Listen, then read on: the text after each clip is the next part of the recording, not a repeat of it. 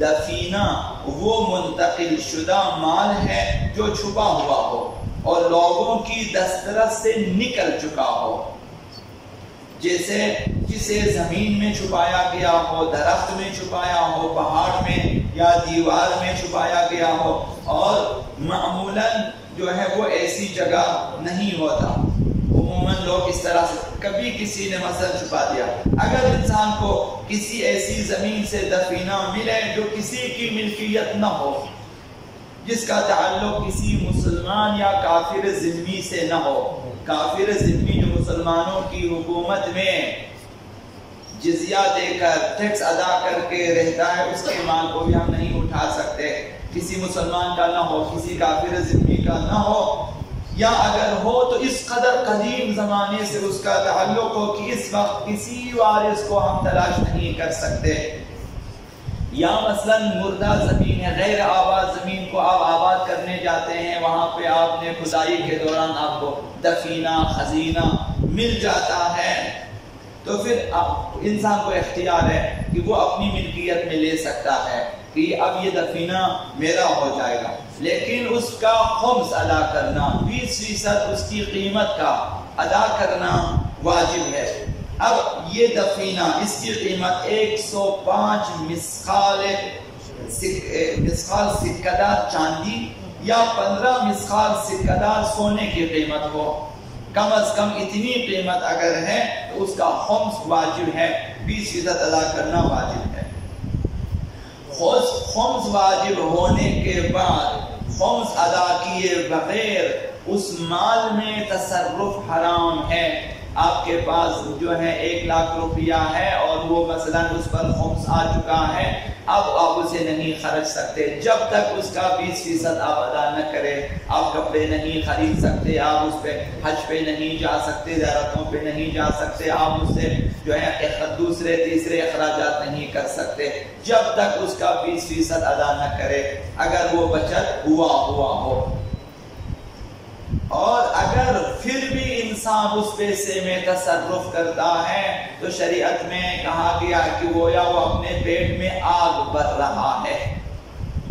خمس ادا نہ کرنا حکم الہی کو نظر انداز کرنا ہے۔ انسان اپنے خیال میں کچھ پیسے اپنے لیے بچا لیتے ہیں، چھپا لیتے ہیں، خمس نہیں دیتے، سمجھتے ہیں کچھ پیسہ میں نے جمع کر لیا ہے، پھر یہ لقمہ حرام بن جاتا ہے، اولاد کو بھی کھلا دیتا ہے، خود بھی کھا لیتا ہے۔ تو لقمہ حرام کے بارے میں کہا گیا ہے کہ وہ انگارہ ہے، وہ آگ ہے۔ حضرت آقا رسول خدا صلی اللہ علیہ وآلہ وسلم نے اسی سلسلے میں فرمایا کہ لقمہ حرام کھاتا ہے تو انسان جہنمی بن جاتا ہے، تو فرمایا اذا وقعت اللقمۃ من حرام فی جوف العبد، جب کوئی لقمہ حرام کسی مسلمان کے شکم میں داخل ہو جاتا ہے، کوئی بھی لقمہ حرام ہو، ان ایک یہی خمس واجب شدہ اشیاء میں سے انسان خمس ادا کیے بغیر کھاتا ہے، یہ وہ لقمہ حرام ایک لقمہ، یہ تو پھر ہم لوگ شاید سال کھاتے یا مہینوں کھاتے ہیں، اب اس میں ہزاروں لقمے ہوتے ہیں، یہ تو پیغمبر اسلام نے ایک لقمے کے بارے میں فرمایا۔ جب لقمہ حرام، خلاصہ اگر حرام کھانا انسان کے شکم میں جاتا ہے، لعنہ کل ملک، ہر فرشتہ اس پر لعنت کرتا ہے، یعنی فرشتہ دعا کرتا ہے، بد دعا کرتا ہے، خدا متعال کی بات، خدا اسے اپنی رحمتوں سے دور رکھے، اس پر اپنی رحمت و برکت نازل نہ کرے، یہ دعا اس کو کہتے ہیں لعنہ کل ملک، فرشتے بد دعا کرتے ہیں، فی السماوات و فی الارض، جتنے فرشتے آسمانوں میں ہیں اور جتنے فرشتے زمین میں، اس شخص پر لعنت کرتے ہیں۔ وما دامت اللقمۃ فی جوفہ، جب تک وہ لقمہ اس کے شکم میں موجود ہے، کم از کم 24 گھنٹہ وہ لقمہ انسان کے شکم میں رہتا ہے۔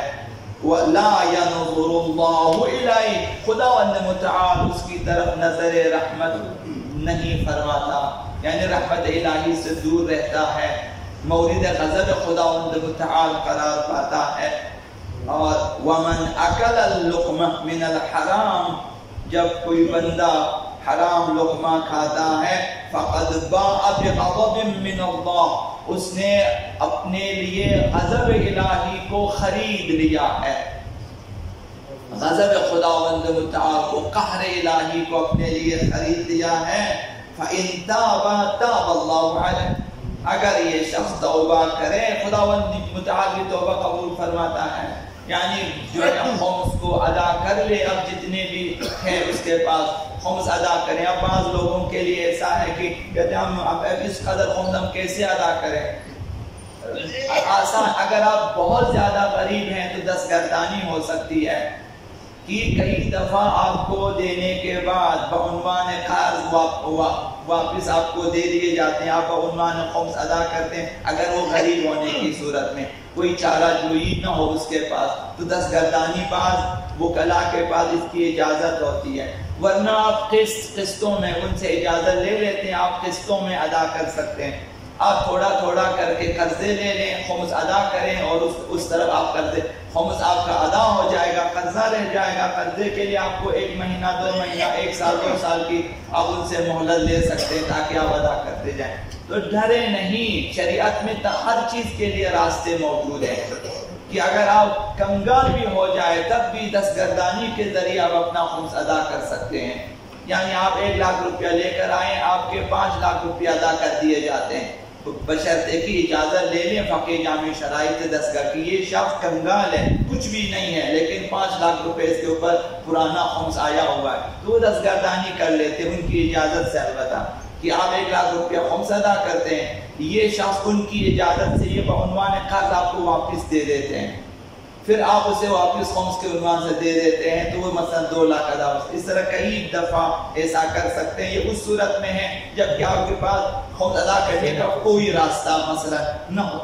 تو یہ کہ جو شخص جو ہے خمس نہیں ادا کرتا اور لقمہ حرام کھا لیتا، اگر توبہ کرے خداوند متعال توبہ قبول فرماتا ہے۔ وَإِن مَاتَ، اگر توبہ کیے بغیر مر جاتا ہے، فَالنَّارُ أَوْلَى بِهِ، تو پھر یہ شخص آتش جہنم کا مستحق ٹھہرتا ہے۔